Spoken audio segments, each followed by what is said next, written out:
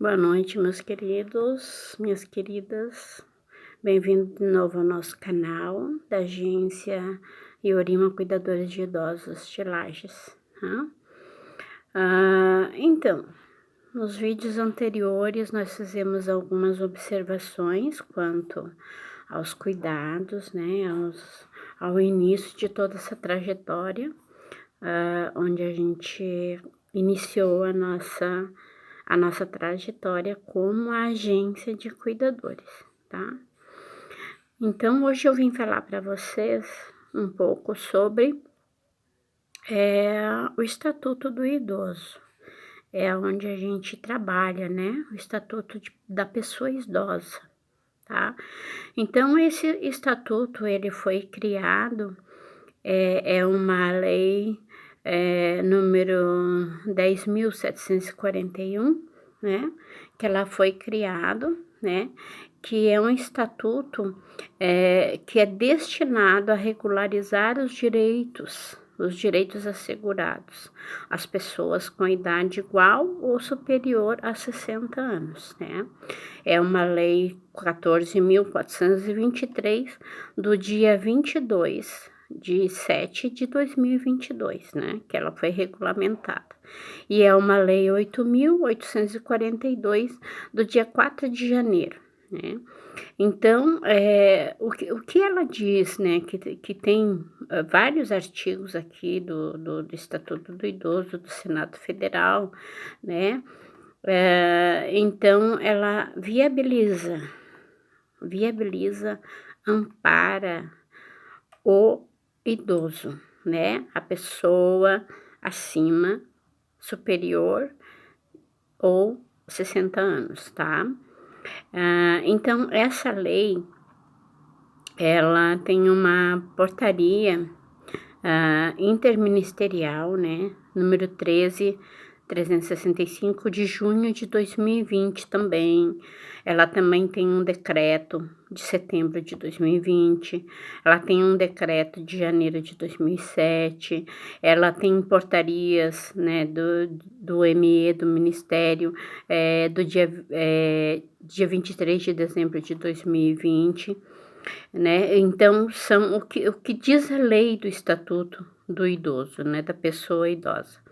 E quais são as leis que protegem o idoso, né, as leis que protegem o idoso. Quais são os direitos do idoso, né. Então assim, existe várias leis, existem vários fatores dentro do estatuto. O Estatuto do Idoso, ele é muito extenso, então ele tem vários, segmentos, né, vários, fatores ali que dão direito ao idoso, né. Então, alguns dos direitos mais viabilizados, que a gente subentende, né, que tem, assim, a gratuidade no transporte público, né, interestadual, tá. Então o idoso hoje acima de 65 anos, ele não precisa pagar o transporte.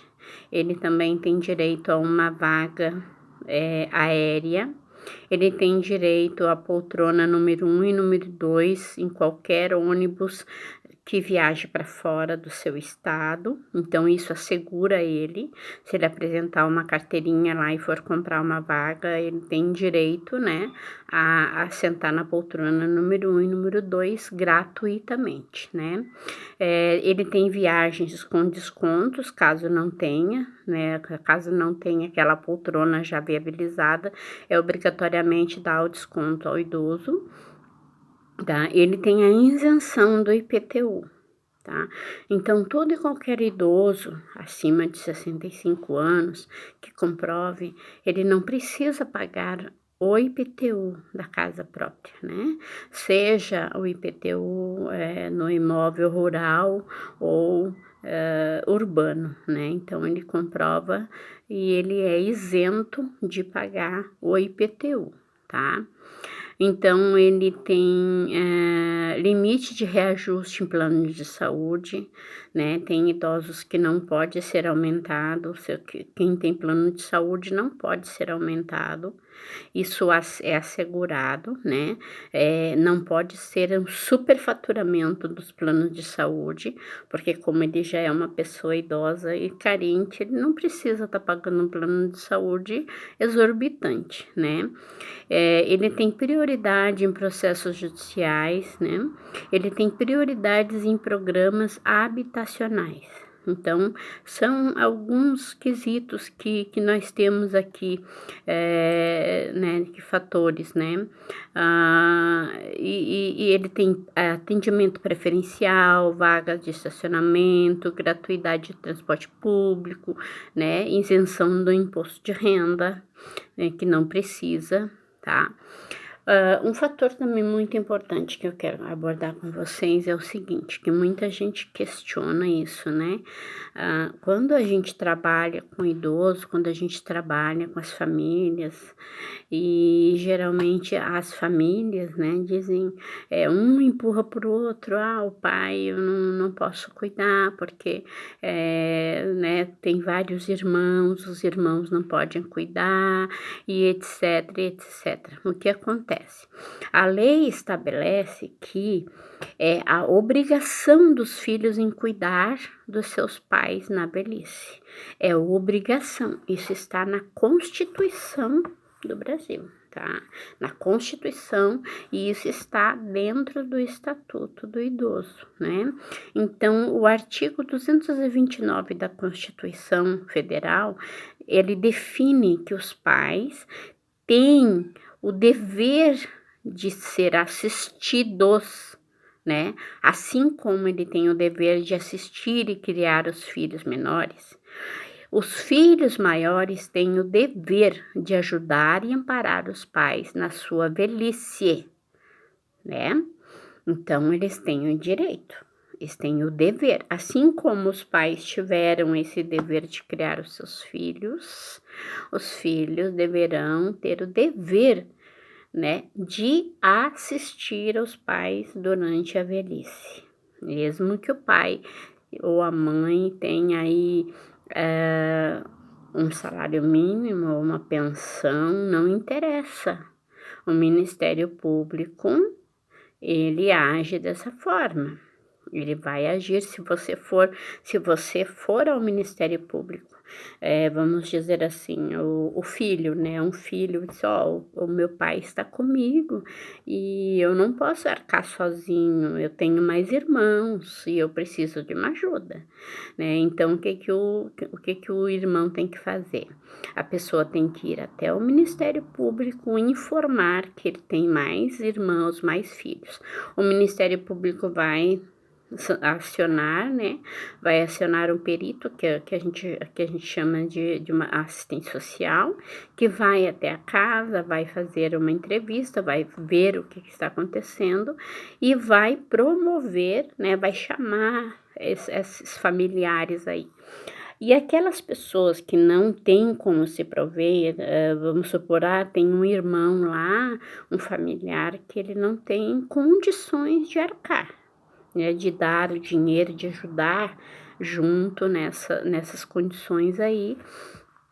Então ele não tem esse dinheiro, mas ele pode ajudar de qualquer forma, de alguma forma, de repente ele pode ir lá comprar uma fralda, de repente ele pode comprar uma medicação, enviar uma medicação, e isso não isenta ele de ajudar, né.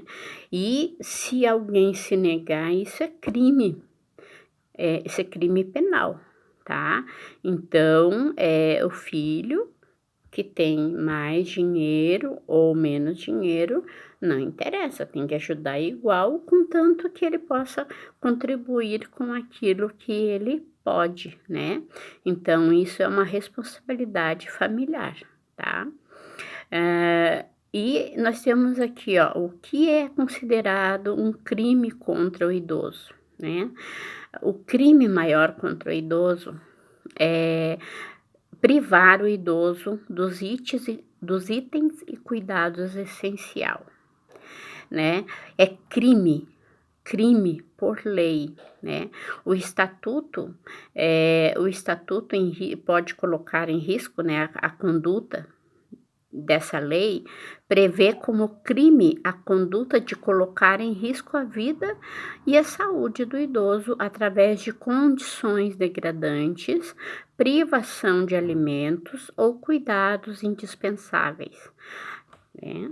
Cuidados indispensáveis, então, assim, a pessoa que o familiar que não assistir de maneira adequada e deixar privando este idoso de qualquer coisa, de qualquer ajuda, né, ele pode pegar uma pena prevista de 2 meses a 1 ano de detenção e multa. Então, alerta, muito importante, familiar, tome bastante atenção, né.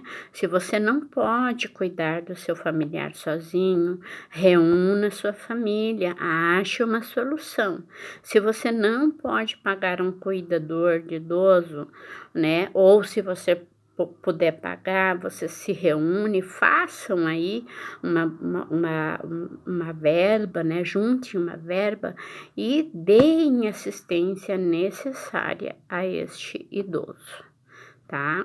Então, essas são algumas coisas que a gente vai, colocando para vocês aí